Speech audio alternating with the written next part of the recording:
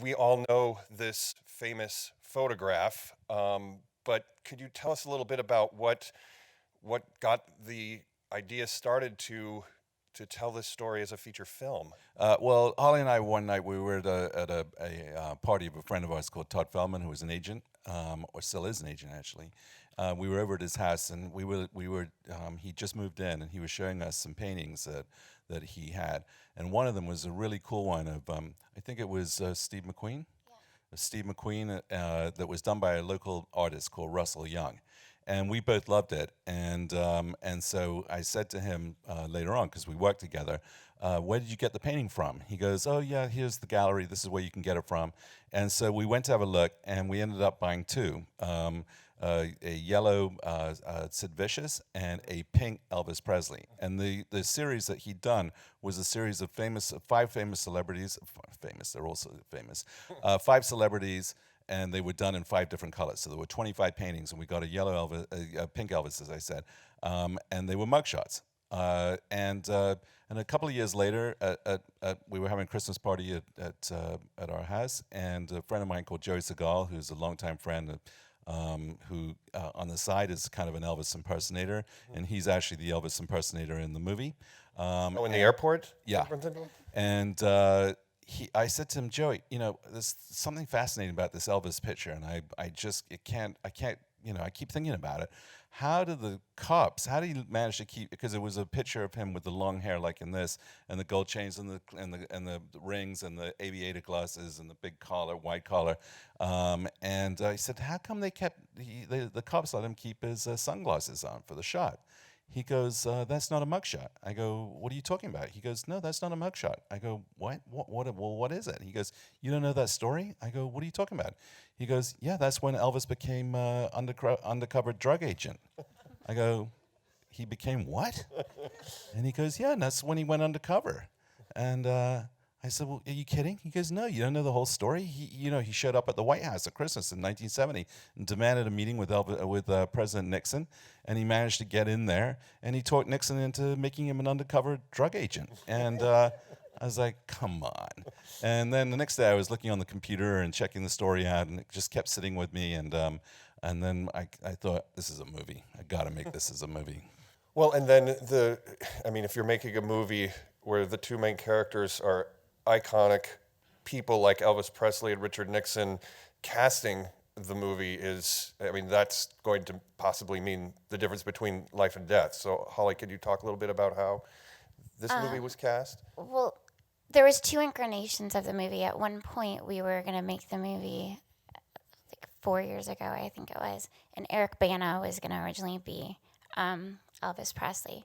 And I had I sent the script to Michael Shannon's manager because I thought, I love Michael. Michael and I did a movie together 10 years ago, and I said, we have to put Michael in the movie somewhere. He's one of the best actors. We have to do something. He wasn't really available at that time. So then when the movie fell apart, we put it away in a drawer, and I think everyone cried for a couple months and, didn't want to bring it back out for a while. And then I ran into Michael in New York at an opening of a Broadway play, a friend of ours.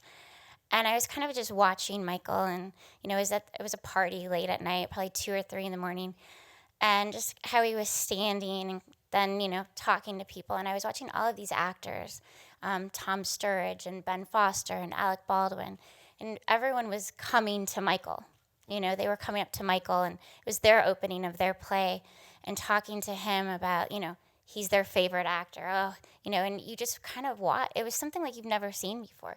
It was the presence that he had. So that's when I started talking to him about Elvis. And it was a very, very, very long process. And then once he got involved, then we started talking about who would be the right person for Nixon. And I have a long-time relationship with Kevin, stretching back from when I was an agent, William Morris, and I worked with him on Beyond the Sea, which is his brilliant thing that he did, where he became I'm blanking Bobby on Darin. Bobby Darin. Yeah. And he just becomes, when he plays a character, he just becomes that person. And then we became obsessed with that idea, and luckily he was actually available. It was part of his hiatus right with that moment from House of Cards, and and he said, I'll give you 5 days. And I was like, okay, he said, I don't care how you do it, how you pull it off. I'm going to arrive on Monday morning. I'll be there at 9 o'clock on the set. And on Friday night at 6 p.m., I will be on a jet going to London. And what you get is what you get. I was like, thank you, sir. The movie is such an interesting balance of kind of absurd humor and real drama. I mean, real dramatic. I mean, that's a very unique balance that's Michael's struck here. very funny too. I don't think people think of him as funny, but once you get to know him, like, he has the driest, sickest sense of humor. He's the best at telling a joke, and Yeah, you and don't realize he does and it that's what coming. Elvis had that. He, Jerry Schilling, who was involved in this film and who was Elvis's best friend, and he right away, and he said no to, so he definitely had an impact on who was cast in the film, and when he met Michael, he right away he's like, this guy can do it, this guy can do it, and I think that's what gave Michael the confidence. And Jerry actually wrote a book about his time with Elvis, is right? And that was, amazing. I mean, what were since Richard Nixon hadn't yet set up his recording equipment in the Oval Office, there is no recording of Elvis and him actually A meeting, lot of right? what's in here is actually what happened, and I think that, of course, people say, "Oh, what really did they say? There's no recording equipment." What was actually the conversations? But a lot of it really happened, and I think as we kind of went down through the story and the script started to evolve and become the movie that it eventually became, we started moving away from the kind of slapstick comedy. It was like, oh, this is so stupid. Elvis in the White House, tripping over the phone, and President Nixon. And we don't, in the end, we thought about it and thought that's not the classy version of this movie. And I think Jerry actually drove us there on some real basis, actually. And I think there's a clue at the very beginning of this movie when he's sitting in his lair at Graceland, and he's watching all those different televisions. One of the clips was Elvis's favorite movie of all time, and you see him give a wry smile there, which is Dr. Strangelove. And there's a funny moment where he says, "No fighting in the war room, guys." And I think what we were trying to do was kind of blend that absurdist humor and make this it's situational comedy where it's so ridiculous that it's funny without the actors have to be completely straight. Well, and can you tell us a little bit about how the director, Liza Johnson, came to work on the film? Well, it was interesting because Cassian was making a movie Actually, with I'd her made a at the movie time. with her. He'd Oh, been okay. making a movie with her, and that's when I met her because I was in New Orleans making a film. And New Orleans, there's 3 or 4 movies, and everyone gets together and ends up at the same restaurants and stuff, so everyone kind of hangs out.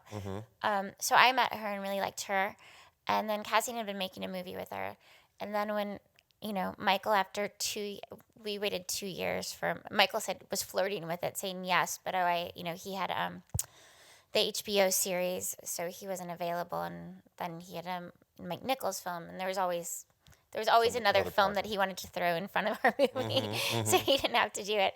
But we just kept waiting, and so then when it got to speaking about directors, she's someone who had come up, and we all thought, relationship, she's great. She did a movie with Michael called The Return, which is her Really first good. movie, and it was very good. And so then when Holly said to him, Liza Johnson, he was like, oh, yeah.